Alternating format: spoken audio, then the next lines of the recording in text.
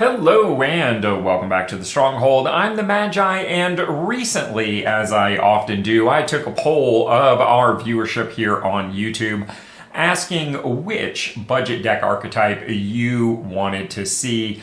And hey, around here you matter, and you chose Simic Merfolk by a pretty wide margin, honestly. And I am super excited because we not only finally have a good Simic budget deck, but I get the chance to talk about it, and we're going to talk about it not just for Standard, but also for Alchemy, as well as how to take this into Eternal and maintain that all-important budget factor. But before we get into all that, just a quick reminder that the Stronghold is producing content for you across a number of platforms. And Patreon has recently introduced an option where you can follow our content there without the need for any financial commitment. So even if you aren't ready to support the Stronghold is better positioned to support you. So you never miss out on a thing. Now, what were we talking about? Oh yeah, right. Alright, so let's take a look at a very flexible and budget-friendly build for Merfolk. The land base, of course, we always keep it pretty basic. We're running 13 basics, primarily 10 forests, the other 3 islands. Beyond that, though, we are running copies of the legendary lands from Kamigawa. The Explore mechanic that Merfolk is currently built around in Standard is going to put a lot more lands into your hand than usual, and having lands that have spell-like abilities is pretty good.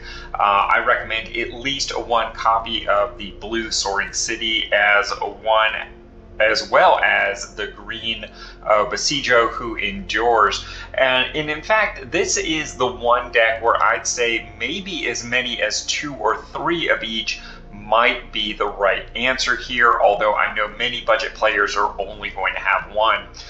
Beyond that, we've got the Pain Land at Yavimaya Coast. Everybody literally has that in their collection. I'm recommending a copy of Plaza of Heroes if you have it. There are several legendary creatures in this deck list that make that of more value. Of course, any tribal land in Standard right now needs to be running 2 copies of Secluded Courtyard, in my humble opinion. Sunken Citadel is up in here for its multicolor capabilities. If you don't have this, I wouldn't craft it right now. There's a good chance you're still going to open one of these. And of course, my favorite dual land alternative is the Thran Portal. Now to jump to the other end here, this first column represents our Merfolk creature contingent. I say that because it's mostly Merfolk, but not 100%. Send out Scout, River Herald Scout. Here's one of our non-Merfolk, the Aquarian Beastcaller, just because it is a very creature-heavy deck. Of course, Nakanzi Current Conductor, we've got that in there as a 3 of. I think that's the right number. I don't think I would run this deck with just 1. 2 might be a possibility. I think 4, you're going to end up drawing all of them at once and them being stuck in your hand. So try 3. I think that's the place to be. Merfolk Cave Diver, of course, is one of our more aggressive things. With all the explorers, this becomes unblockable and really big. We also have some ways that we'll talk about to protect cards like this or the Current Conductor. Waterwind Scout at 3-drop, a 2/2 flyer, evasion always good. It creates a map token, so you have on-demand explore capabilities. Nisa is in here basically for that landfall trigger. Again, explore puts so many lands into your hand, so many lands into play that Nisa is going to generate a lot of extra mana capabilities each and every turn, and is probably going to draw some fire because of that, and take some of the pressure off of some of your more humble Merfolk. River Herald Guide is in here mostly for vigilance and testing purposes. I'm not sure this is the right 3-drop.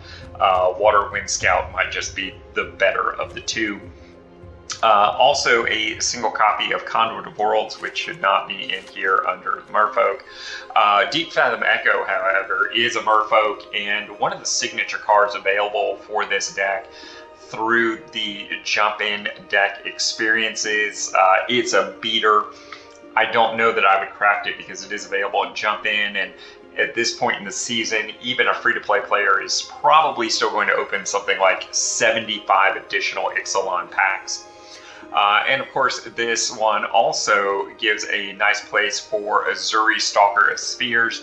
Not a Merfolk, but does create a nice little proliferate option here. When it ETBs, pay 3 if you do proliferate twice. And of course, with Explorer putting +1/+1 counters on, could do some things, and you definitely have this card.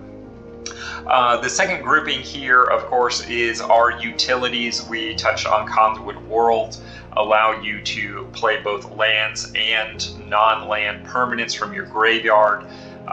Very good mechanical thing. There might even be a case here to put some of the utility caves in here for repetitive purposes, but I think green-black is a better outlet for that. Jumping up to the top of the column, we've got Shore Up from your new player experience and Slip Out the Back. I think pretty much everybody should have a copy of this, even if it means burning a wild card. Make Disappear, very similar situation. Over the Edge, this is one of those pseudo utility / filler cards, and really it could go in either this or the next section. But this is one of those that I think having 2, maybe even 3 copies in a deck like this is going to be pretty good. Treasure Map, of course, the ability to scry and control your Explorer triggers is really excellent in this deck. And of course, Treasure Map is not bad all on its own, giving you the abilities to potentially draw cards and things like that. Compounding Riddle is the blue uncommon of choice, I think, this season. Its ability to counter spells and draw cards in a single unit. 2-3 copies, probably where you want to be on this. Also earning a spot in the mono blue build. From here, there's several different directions you can take this deck, and certainly the most budget friendly is to just lean in to the draft archetype Explorer Matters. So cards like Spyglass Siren, Glowcap Lantern, Seeker of Sunlight, Twist and Turns, and Pathfinding Axejaw all go very, very nicely with that mechanic. Having a little more access to rares would allow you to trim away some of those Explore aspects, maybe weak T like Azuri, or the Explore heavy Spyglass Siren or Pathfinder Axejaw, and add in a more typal tribal focused card like Hexcatcher. Not only is this a Lord, comes down at flash, and allows you to sacrifice a Merfolk to counter a non-creature spell unless its controller pays an additional 1. There's no other cost to this other than sacrificing the Merfolk. So if you had a bunch of Merfolk on board, you can make sure you can stop something like a Wrath effect or something like that, and still leave yourself more creatures than you otherwise would have had. Beyond even that, including a couple copies of Deep Root Pilgrim will not only make sure you have a bunch of Merfolk to sacrifice to something like your Hexcatcher, but it also will create those Merfolk every time a token is tapped, and those tokens have hexproof, so they're really hard to deal with on spot removal, things like that. And really the most abusive way to do this is to include vehicles with Deeproot Hexmage. Obviously, Subterranean Schooner, 3/4 crew 1 for 2 mana, is an ideal candidate here because when it attacks, target creature that crewed it this turn explores. Very, very nice. Unfortunately, it doesn't hit multiples the way I hoped that it would. The way they did this, you have to select a target. But very nice, and feeds right back into your Explore triggers and things like that. Another good... And if you're looking for a budget way to include a vehicle in here, allow me to recommend High Speed Hoverbike, not only for this deck, but for several other artifact builds. This guy has just been a utility workhorse for me since he was introduced 2 years ago. 2 mana, 2/2 flash flyer. When it ETBs, tap up to 1 target creature, so it adds some utility for an Alpha Strike scenario. Cruise for 1, and like I said, it has flying, so it adds a nice touch of evasion to your deck as well. Now, with this in mind, don't forget you can crew things anytime you have priority that you could play a sorcery. So you can crew this, and even though it has become a vehicle, you can in fact crew it again. And the way Deeproot Pilgrim is worded, whenever 1 or more non-token merfolk you control becomes tapped, create a merfolk. So you could crew High Speed Hoverbike, Deeproot Pilgrim triggers, let it resolve, then crew High Speed Hoverbike again, Deeproot Pilgrim will trigger again, and repeat as needed. Of course, the very same thing works for Subterranean Schooner and things like that. So maybe just before end step or something like that, really pumping these up is really quite nice. And really, you can do this at your opponent's end step, so you can leave your creatures untapped and being defensive or whatnot, especially if they have vigilance or whatnot. Then use them to crew the hoverbike, create a bunch of new tokens, and be more prepared for an Alpha Strike next turn.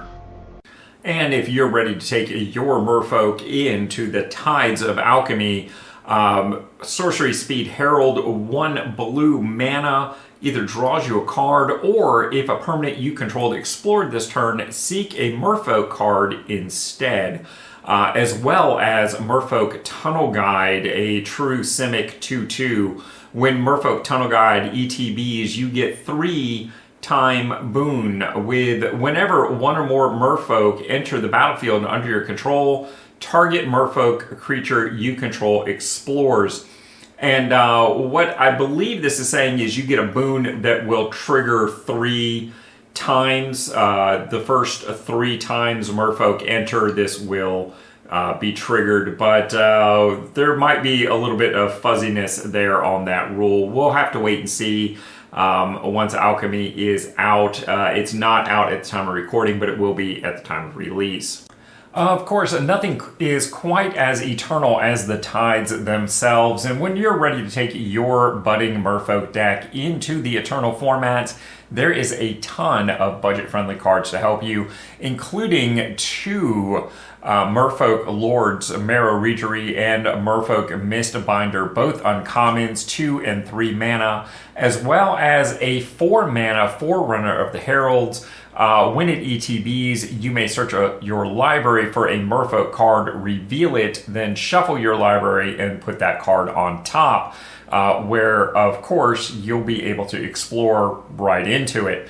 Whenever another merfolk enters the battlefield under your control, put a +1/+1 counter on Forerunner of Heralds.